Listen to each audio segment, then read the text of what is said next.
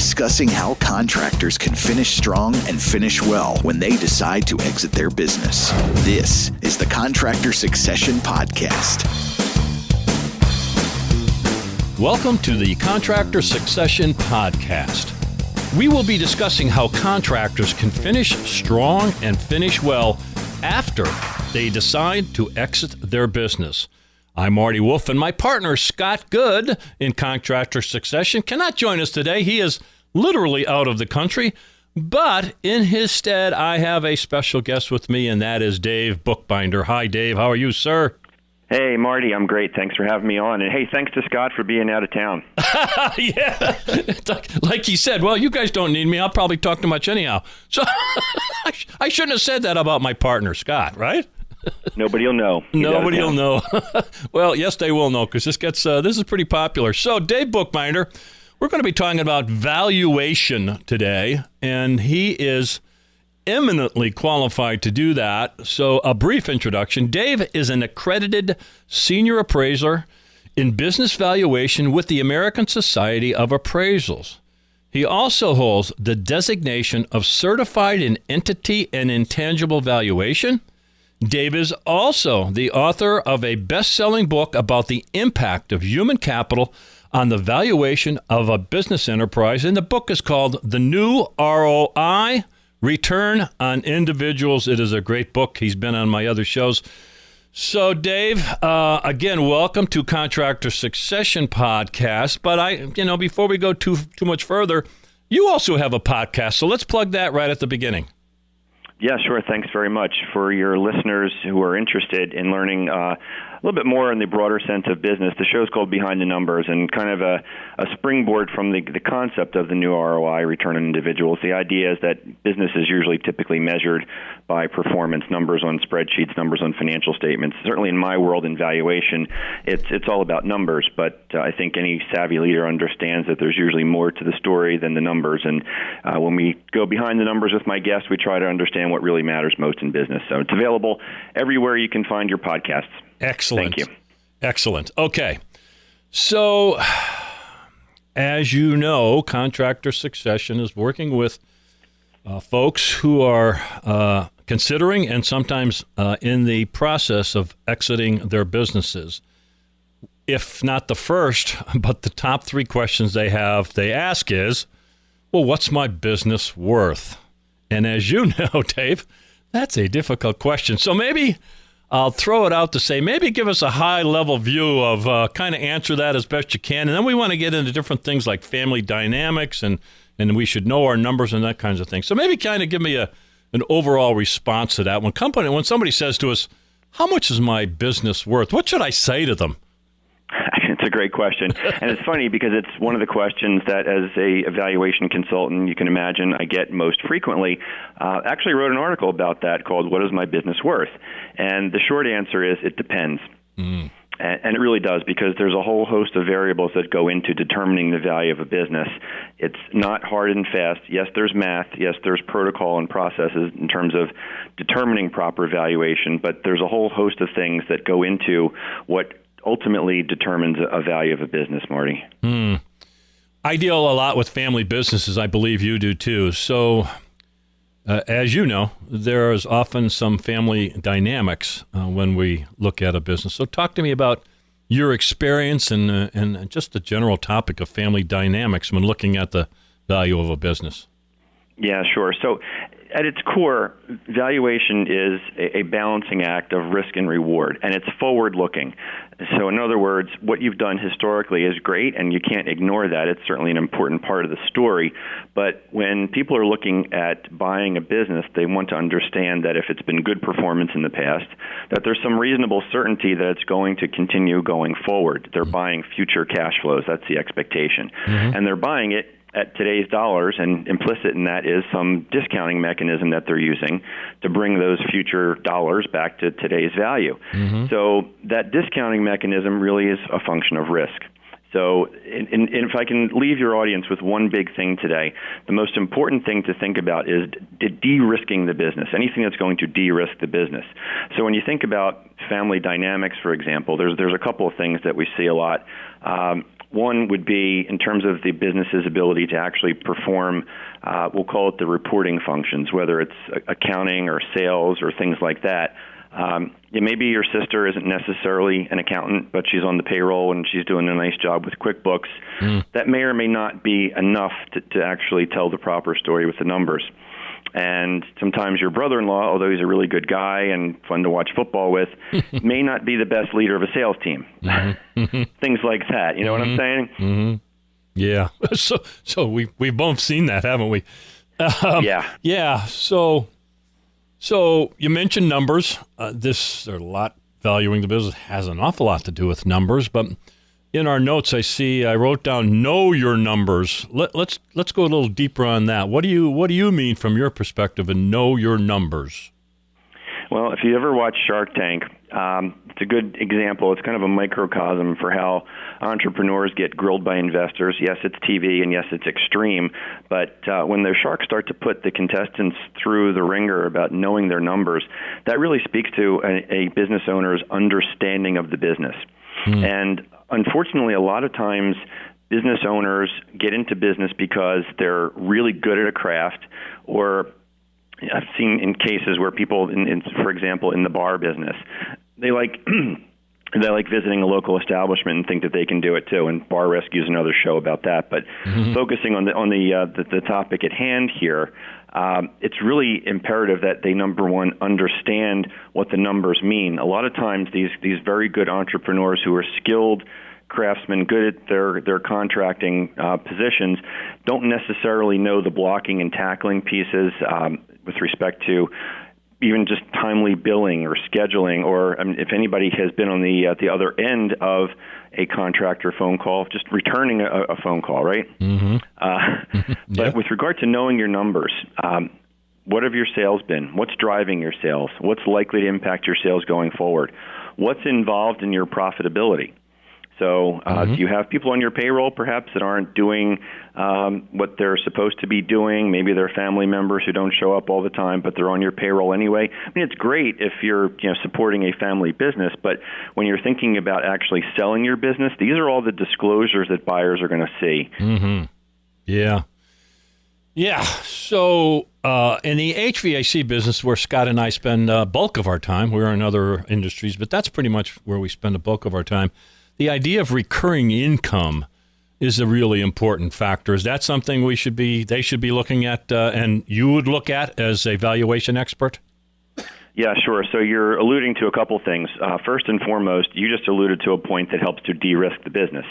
So recurring revenue, customer stickiness, good financials, good processes and procedures, good reputation. Those are all things that are speaking to de-risking your business. So that's definitely good. But before we got on the call here, I spent just a quick minute on a database that we have and pulled just a couple of multiples in your particular space for the HVAC and just the adjacent spaces of contractors in general. So recent transactions from the last 5 years, and there's a pretty wide range of multiples. And I'm looking at a low revenue multiple, for example, of about 0.12 times to a high of 1.5 times. EBITDA multiples have an even bigger range from just about 1.5 to like 17. When you get to median and average, they tend to converge a little bit. But the point of me sharing this data, Marty, is that when you start to think about selling your business and likely achieving a certain multiple, when you see that there's these different ranges, who gets the good ones? Who gets the ones at the lower end? And the sellers that are receiving the multiples at the higher end are doing the right things that, as I said, help de-risk their business in the perspective of the buyer. How important is the management team in this when someone's looking at a business? You mentioned my brother-in-law and my sister. Is that looked at also? And how important is that? Yeah, management is definitely important. That speaks to the credibility of the business itself. You may have a great business, but if the leadership team doesn't present well and doesn't know their numbers, doesn't do all the right things in the diligence process, it's definitely going to taint the reputation to a certain degree, which again adds more risk into the business. There's going to be circumstances where a buyer is going to want owners or sellers to stick around. And maybe they're going to be a part of a transition program, and maybe in fact their their compensation for the purchase consideration doesn't actually come, cash on the barrelhead. Maybe it comes over time in the form of earnouts. Mm-hmm. So those are going to be performance-based, and management's going to have to stick around for some period of time. So buyers definitely look at that. So let's just pause for a minute. I am speaking with Dave Bookbinder, and he is a valuation expert. Tell us the company you work for. Tell us a little bit about that company, and then tell us how we can reach you, Dave. Yeah, sure. Thanks for that. So I'm a senior director at CFGI, and we're an accounting advisory firm, and we help our client companies with their most important accounting and finance matters. I'm in their valuation practice, as you mentioned, where I'm helping companies of all sizes with matters pertaining to valuation, valuing businesses, intellectual property, and also complex securities. You can reach me on social. I'm on LinkedIn, Facebook, and Twitter. And not sure that I'm on the company website, but you can certainly poke around at cfgi.com as well. Well, we want to find you on LinkedIn. It is Bookbinder, and I think it's Dave on LinkedIn, not David, but I think it's on all of them. Is it not, Dave? It's Dave Bookbinder. Yeah, there's a David Bookbinder who's a psychologist or something who you don't want to connect with unless you're interested in a different subject. Well, unless the selling process really goes bad. Then you might need the other David Bookbinder. I'm not disparaging that person. He's a wonderful individual, I'm certain. I'm just I want to be really clear on that so I don't get yes. sued. Okay, we want Dave Bookbinder. But Dave, not David. And again, I want to promote his book. It's great. All business owners should read it. It is titled The New ROI, Return on Individuals. So it's a great book. Okay, so Scott and I at Contractor Succession will get phone calls ranging from call me immediately, I have to sell my business, to I'm thinking about selling my businesses in the next 3 to 5 years. So I guess maybe selling is a process. Give me a little more, give me your viewpoints on that. Sell immediately, sell 5 years down the road. What's your general thoughts, Dave? Yeah, well, that's another great question. It was funny because I wrote that one article I just alluded to about what's my business worth, and what I'm calling the sister article pretty much at the same time with the same intention. And that other article, a little bit more long-winded, thinking of selling your business, here's 5 things you need and 1 you don't. And ironically, in that scenario, the one you don't necessarily was evaluation. And it's a story that is a microcosm of a conversation that I have almost weekly, where in this particular example, I was visiting with an entrepreneur, had a very successful business, and really was at a spot where he was in that oh-no moment where he needed to sell. Mm-hmm. And couldn't wait to get started. In his view, valuation was the most important thing. And before he even handed me the cup of coffee and before I even sat down in the conference room, he was ready to get started. He wanted to know, what's it going to cost? When can you do it? I don't even care what it costs. Let's get rolling. Mm-hmm. And I spent the next 2 hours having a conversation with him, helping him to understand why in that moment, evaluation wasn't necessarily the right thing for him. Mm-hmm. So when you talk about selling being a process, and look, life happens, and sometimes someone passes away, someone becomes ill, and businesses have to react, and they've got to sell in a moment. Mm-hmm. But if you have the luxury of time, I can't emphasize it enough that selling is a process. It's not an event, and you want to take your time and be strategic and build the right team around you and get your ducks lined up so that when you actually go into the market for sale, you have your best foot forward and you're really ready for what day one is going to look like after the sale. Mm. And when I talk about building a team, it's not just hiring the right investment banker or business broker or valuation person. Having the right accountant, as we alluded to, CIS may not be that person. Having the right attorney. The personal injury attorney is probably not the right person to structure an M&A agreement for you. Mm-hmm. And beyond that, even when we talk about day one after a transaction, if you're not working with a wealth advisor, maybe you should be, because you've got to figure out how to manage the proceeds of this transaction. And ideally, you'd like it to last and maybe create a legacy for the family. So many variations. Yes, the appropriate accountant and CPA and attorney are critically important. We've seen that in some cases. Actually, we've suggested that they change CPAs and attorneys. We've suggested that based on our limited knowledge of what we're doing. Although it's become less limited because we've done quite a few HVAC deals. They're looking at selling in the longer term. Is it an unfair question to ask about is there such a thing as valuation methods, or what do you really mean? What do you mean when I ask you valuation methods? Is there an answer to that? Yeah, that's not an unfair question. And here's two really popular valuation methods that I think your audience is probably very, very familiar with.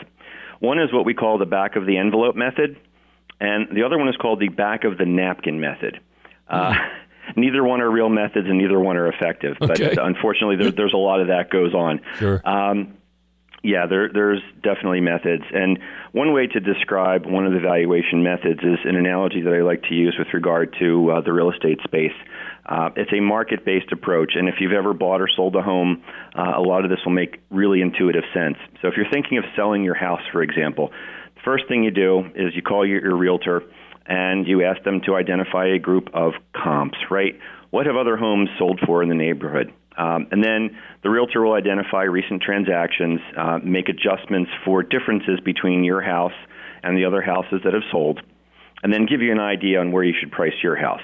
Well, that's called a market-based approach, and the same thing is true in business valuation, and we come at it from two lenses. One is very much identical to that, where we look at recent transactions, and that would be those multiple ranges that I alluded to earlier in our conversation here. Same thing. What have other businesses sold for? What were their valuation metrics? And then do a deeper dive to understand how to think about those sale transactions relative to the subject company to make the appropriate adjustments. Another way to think about it, and it depends on the size of the business, Marty, because, yes, size does matter. Right. A larger business allows us more tools to think about a broader peer group, because publicly traded businesses trade at implied valuation multiples. So to the extent that we're working with a subject company that lends itself to that particular approach, we can divine multiples from publicly traded companies and then make the other adjustment. There's one other method I do want to talk about very, very quickly. I alluded to it at the front of the conversation. It's an income-based method, and I don't want people's eyes to glaze over.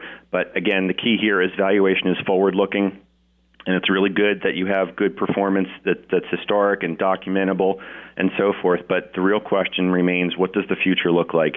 So if you're able to put together a forecast that really depicts what the future looks like with reasonable underpinning assumptions, in other words, no hockey stick forecast, we all know what that looks like, right? Right. And then make those assessments of risk and bring that future benefit stream back to today's dollars. That's yet another way to think about valuation. So yeah, there are classic and traditional valuation methods that should be utilized in any analysis. What you said earlier, and I've circled it twice, is de-risking the business. That's really stuck in my head. So if you need to make changes as you're going forward, as you're starting this process, and it is a process, right, David? I mean, this can be weeks, months, possibly years going through the process, right? I mean, very rarely, unless there's an event like a death or something like that you've mentioned earlier, this is typically somewhat of a longer-term process. Am I correct there?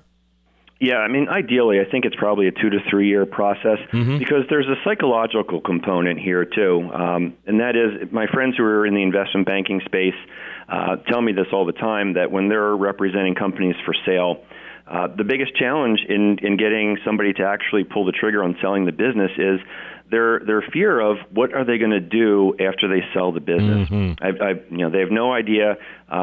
Their spouse doesn't want them hanging around the house all day long, so maybe they stay with the business too long, even though they don't want to be a part of it any longer.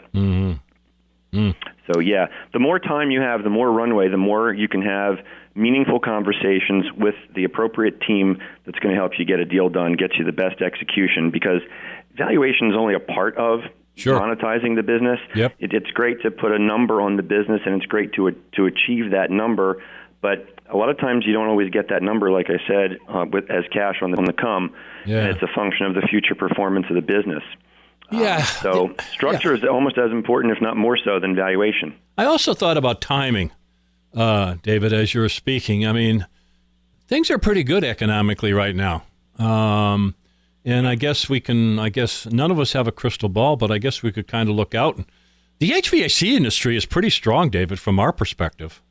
So, I mean, now and probably in the near future, it's probably pretty solid. It'd be my guess. Do you have any opinion on that? Not that I'm asking you to forecast anything, but timing is important, right? I've got a crystal ball, as you do. and I do have new batteries in mind, but I will tell you that I'm not one that's a market timer. I would say if your indicators are telling you that this space is hot right now, anybody who's on the fence would probably be wise to consider it. But again, given the fact that it's a process typically, and it takes time and getting through the inertia and getting one's ducks lined up, I think what happens is if you have the luxury of time and you're going to the market before you necessarily need to sell, if you're testing it and the numbers don't work out or the structures don't work out for whatever reason, you have the luxury of pulling it back and coming back again another time. So I think you can be opportunistic, but I don't think you necessarily have to jump off that cliff just because something may indicate that now may be the right time. Does that make sense? Yeah, that actually was very wise. Even if you're thinking about it now and you test it, if you will, and you go through that and you say, I'm a little uncomfortable with that. That doesn't work for me right now. But you could plan and work on, as you describe it, look at it as the long runway. Improve as you go. Improve your numbers. Know your numbers so that you know how to improve them, and put the management and the systems and the process in place so that you continually grow, and then you reevaluate a year or two down the road. So, yeah, because underpinning all of that, Marty, if I can just to summarize, underpinning all of that is good assets sell in good economies or not so good economies. So if you've done everything right, your business is profitable, you've got your processes and procedures in place, you've de-risked the business, all other things equal, you're going to probably do well relative to somebody who hasn't done the same thing, regardless of when you go to market. Amen. So you are listening to the Contractor Succession Podcast. My guest has been Dave Bookbinder. Dave, tell us again how we can connect with you. Yep, thanks. You can find me on LinkedIn, Facebook, and Twitter. It's Dave Bookbinder, and I invite you to check out the podcast Behind the Numbers wherever you get your podcasts. And I'm also suggesting that they buy your book, The New ROI, Return on Individuals. So Dave Bookbinder, thank you so much for being our guest on the Contractor Succession Podcast. Oh, my pleasure. Happy to. And thanks again, Scott, for being out of town.